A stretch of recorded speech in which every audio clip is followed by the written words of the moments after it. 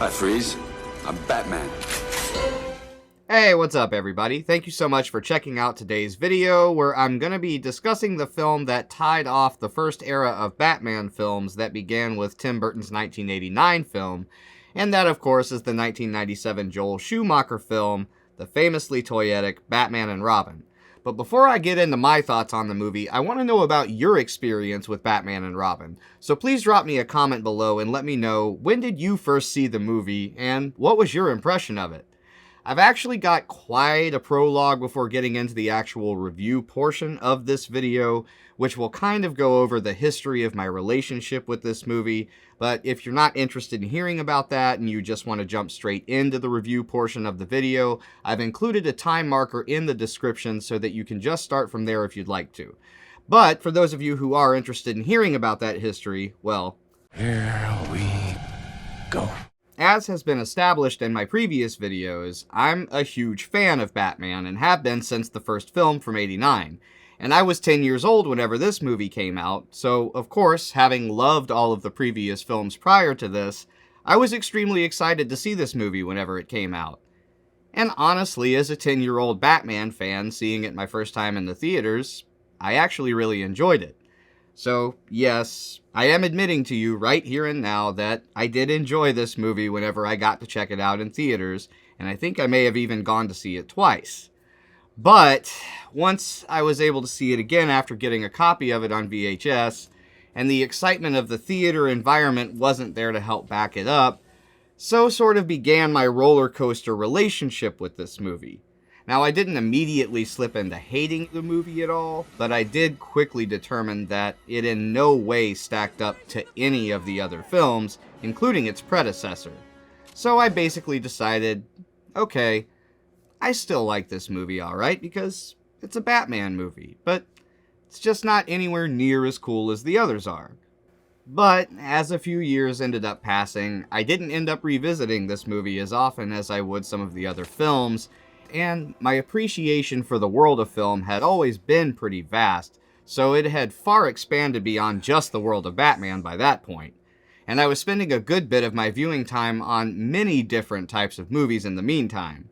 I mean, 1997 alone rendered out a lot of popular film content to digest, and of course more and more movies just continued to be released before I finally decided to marathon view the entire franchise again, which I think must have been around the year 2000. And at that time, I was about 12 or 13, and I was really starting to consider myself more of a film connoisseur.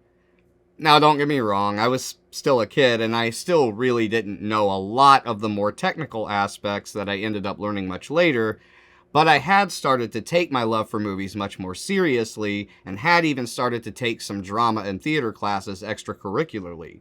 So when I watched the movie again that time around, I think I basically disowned the film altogether. And my disdain for it continued well throughout the years of the Nolan trilogy. In fact, I'd actually say that the greatness of the Nolan trilogy just kind of hammered that nail far deeper into the coffin. And I genuinely thought that that was going to be something that I ended up taking to the grave with me, because even once I got out of my teenage and early adult film snob phase, and I became a dad and opened myself back up to content that really didn't need to be taken as seriously to be enjoyed, I actually tried watching it again after I got the 4-movie collection on Blu-ray. Which, by the way, if you're interested in getting as well, I'll have links in the description to that and to all of the other Batman films and shows available for purchase. And to be fully transparent, if you do decide to purchase anything from those links, I will receive a small commission that will go to help to support the channel, and that will be at no additional cost to the buyer, so thank you in advance for your support should you choose to purchase anything. But when I watched it again after getting that collection, which would have been somewhere in 2014, despite trying to be more open to the experience, it actually only ended up further enhancing my pre-existing frustration with the film, with the highest point of contention for me being, at that time, that literally every single line of dialogue is a cheesy one-liner. But in hindsight, I think it's just that I had become really accustomed to very well delivered and very well thought out dialogue in movies in general at that point in time. And again, this goes back to stacking it against any of the 3 films in the Nolan trilogy after those had come out, which all have extremely wordy dialogue by comparison. So I think this was just something that really stood out to me more than usual on this viewing, and to be honest, it was just something I really couldn't get past.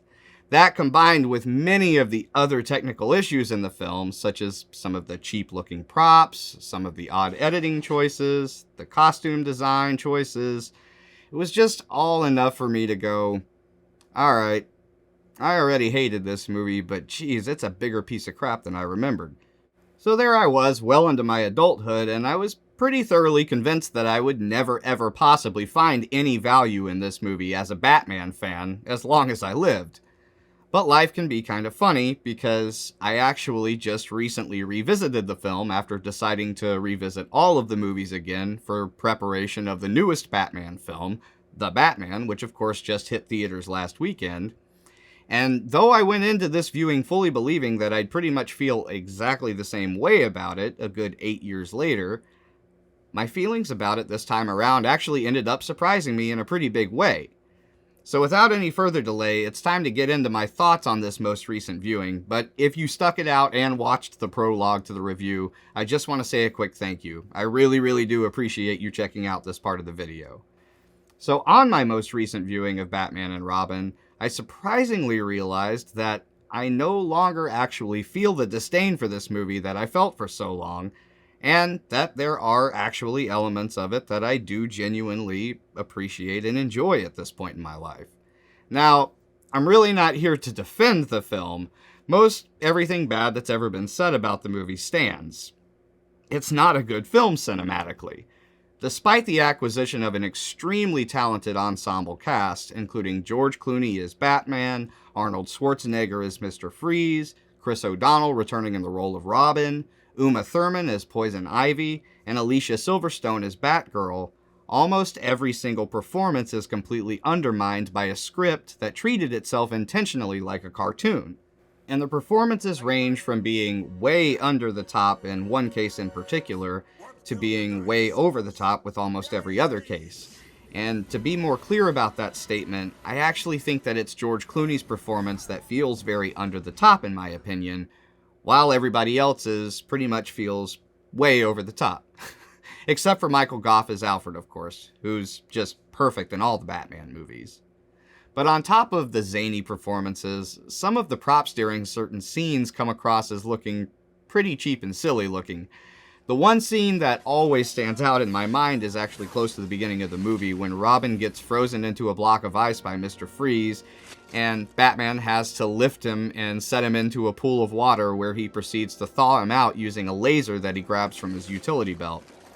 And the ridiculous look on Robin's face, combined with the light reflections on what's supposed to be his hair, but that clearly indicates that it's a plastic mannequin, it all just comes together to make a scene that's really not very convincing, of course, but it is kind of memorable and comical, albeit for all of the wrong reasons. There's also some really strange editing choices in the movie, but the one that always stood out to me even as a kid is one that's near the end of the film after Robin confronts Poison Ivy and she knocks him into yet another pool of water, where he's attacked by her plants. And there's this shot where Robin is emerging out of the water, but then for whatever reason, the shot just freezes and then shifts into reverse until Robin's head is resubmerged back underwater. And I'm still not really sure to this day what they were hoping to achieve with that shot, or exactly what happened there. And as I stated earlier in the video, the dialogue in the movie is made up almost entirely of really cheesy one-liners. Most notably the ice puns made by Mr. Freeze, which are pretty unrelenting throughout the entire film. So if the dialogue or any of those other elements that I just mentioned are things that are definitely going to grate on your nerves like it once did mine, I definitely recommend staying far away from it. Again, cinematically speaking, this is undeniably a pretty terrible film. But I do have to say that it's a terrible film that I've come to rediscover appreciation for, specifically as a fan of Batman. First of all, whenever I say that the script treated itself as a cartoon, that's not really me criticizing it, but merely restating what was said by its director and its creative team. because when I was watching the special features for this movie, I came across a clip in one of the featurettes where Joel Schumacher outright states that much unlike Batman Forever, he was actually approached by the studio to make Batman and Robin a film that was quote-unquote toyetic. And in other clips in the special features, some of the actors and creative team outright said that right before a take, Joel Schumacher would come on the set with a megaphone and say, "All right now everybody, remember, this is a cartoon. Don't take it seriously." So basically, this film was literally set up from the beginning by the studio to be a really big toy commercial. And whereas those certainly aren't the parameters that help to accommodate the creation of a brilliant work of art, I do have to say that given the parameters that Joel Schumacher agreed to work within for the project, I feel like he again did the best he possibly could at delivering what was expected from him.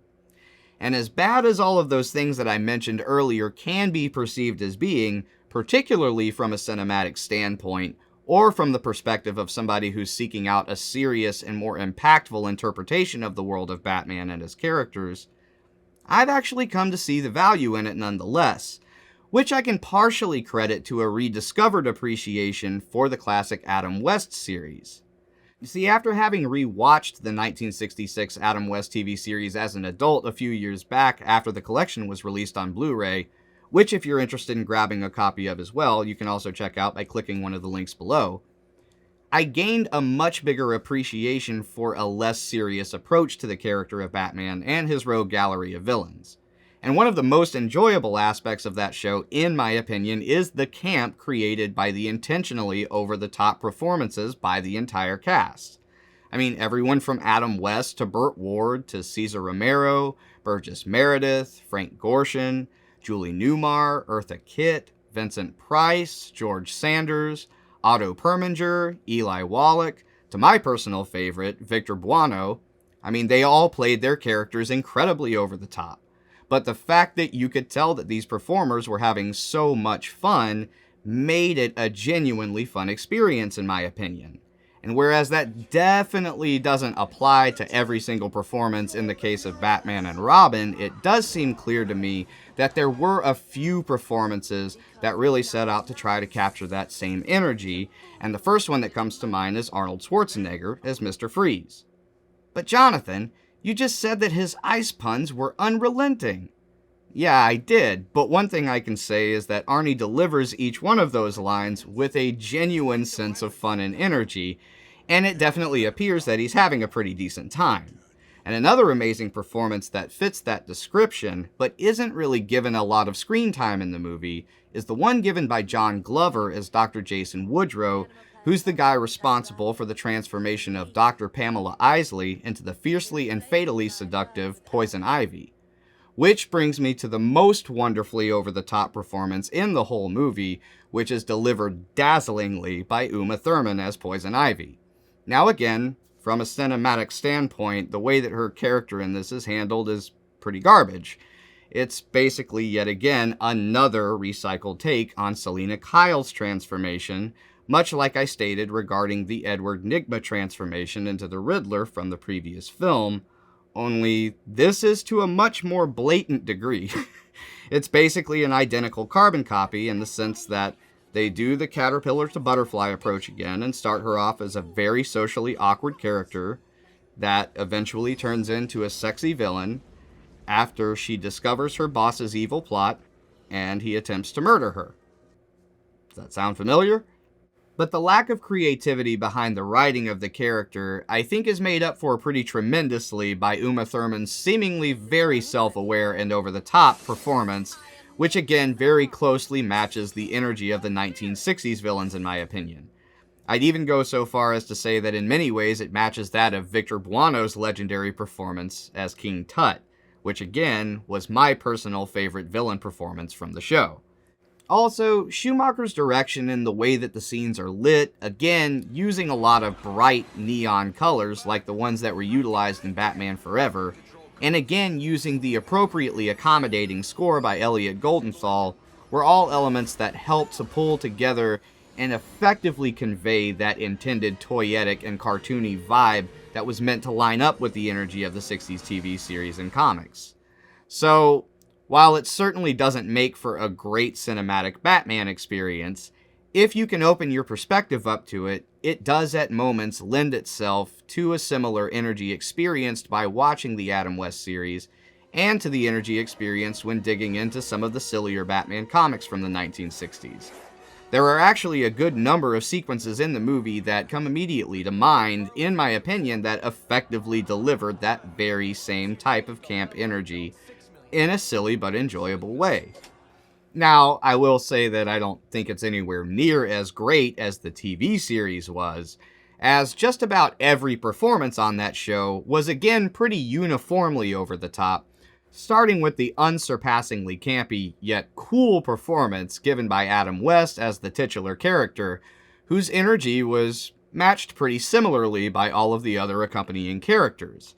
However, in Batman and Robin, whereas the performances I mentioned earlier definitely do help make an entertaining and enjoyable impact to some degree, I do feel like everyone else's performance feels pretty off. Starting, unfortunately, with George Clooney as Bruce Wayne, aka Batman. Now, I don't fault George Clooney at all for that, because he's a fantastic actor, and it's certainly not my intention to tear down any of his work. And in fact, I don't even feel like it's really his performance that's all that bad, especially when he's out of costume as Bruce Wayne. It's just that I didn't really buy into the overall take on his personality by the writers in this one, because they just made him too warm and likable. And it honestly feels like it was written so that he'd just be playing George Clooney the whole movie. And again, I really like George Clooney. He's a great actor, and seems like an awesome and very nice guy. But unfortunately, that's just not really what I'm looking for in order to buy into a Bruce Wayne. Bruce Wayne, in my opinion, while being a superheroic and well-intentioned guy, is pretty emotionally absent, and isn't really well known in most iterations as having a warm personality, most particularly the majority of iterations depicting him in his older age. And whereas I don't necessarily have any issue with an iteration that differs from the norm, the problem I think is that it just didn't feel at all in line with the character arc and personality traits carrying over from the previous films. So it just didn't feel like those traits were very well established in this universe. And despite being a great actor and delivering a fantastic performance as Robin in the previous film, Chris O'Donnell's character was unfortunately highly undermined by the script in this movie as well, and it gave him little to do other than whine like an annoying brat and compete with Batman in a dick measuring contest for the majority of the film. And whereas I also have a ton of appreciation for some of Alicia Silverstone's work, including her performances in movies like Clueless and Blast from the Past, which she's great in, and even though I genuinely feel like she could have delivered very well on a version of the character of Batgirl that more accurately matched some of her strengths as an actress, I don't feel like the version that was written for her ended up being a good match with her skill set, and the performance unfortunately comes across as being kind of awkward as a result. On top of that, the version that was written was a little strange, not only in that they changed her identity from being Commissioner Gordon's daughter, Barbara Gordon, to in this version being Barbara Wilson, who was supposed to be a niece of Alfred's.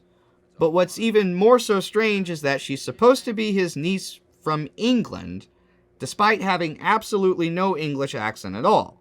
Although if you watch the deleted scenes in the special features, it's actually revealed that she wasn't originally intended to be Alfred's literal niece, but that Alfred was actually an old boyfriend of her mother's who was from Metropolis and ended up marrying a musician, hence the lack of the accent. But despite all of its irrefutable flaws, I really can't help but take away a good bit of appreciation for its more light-hearted and sillier elements, especially now. Here's the thing, whereas it's definitely not the take on Batman audiences were hoping for, especially at the time that the movie came out when it's pretty widely assumed that the majority of audiences were seeking something a little bit darker and edgier to follow up on Batman Forever. I do feel like the movie adequately delivered on what it was that the studio intended it to be, and to some degree adequately delivered on a take of Batman that does somewhat reflect the energy of the 60s shows and comics. And now that we've had all of these highly badass and more serious interpretations of the character of Batman since then, through the movies and Nolan's Dark Knight trilogy, Batman vs. Superman, Zack Snyder's Justice League, and of course most recently in The Batman, I feel like I can now better appreciate a sillier and campier take on Batman. And the truth be told, though it's by no means a great film, I'm actually really glad that this movie exists now, because I do feel like it genuinely offers a much different, much more lighthearted and sillier experience than any of the other Batman films that exist for me to go back and watch. And it's the only one that sought out to capture that type of energy. So, amidst all of the extremely well-crafted and awesome cinematic iterations of Batman that have come into existence as of now for audiences to appreciate, I've actually finally gotten to a place where I can enjoy and genuinely find appreciation for this film for being so purposely not that, but rather for being exactly the toyetic and silly cartoon movie that it was intended to be. Is it my favorite Batman? Oh, hell no, not by a long shot. But I'd be lying if I said I didn't find enjoyment out of it on this most recent viewing. And if there's one thing that this movie definitely provides me with, it's a good dose of laughter, albeit for both the right and wrong reasons. I want to thank everybody for watching today's video. Please be sure to hit that like button if you enjoyed it, and consider subscribing if you don't want to miss out on any of the awesome movie-related content we have coming up here on the channel. Also, be sure to check out the movie blog on my website, which I'll also leave a link to in the description below. And if you're interested in checking out any of my music-related content, you can find that on the website as well. Or you can also browse our wide range of video and audio services that we provide if you're seeking someone to help assist you in leveling up your own video content. Again, I want to thank everybody for watching. I hope that everybody out there is doing well, and I'll see you all in the next video.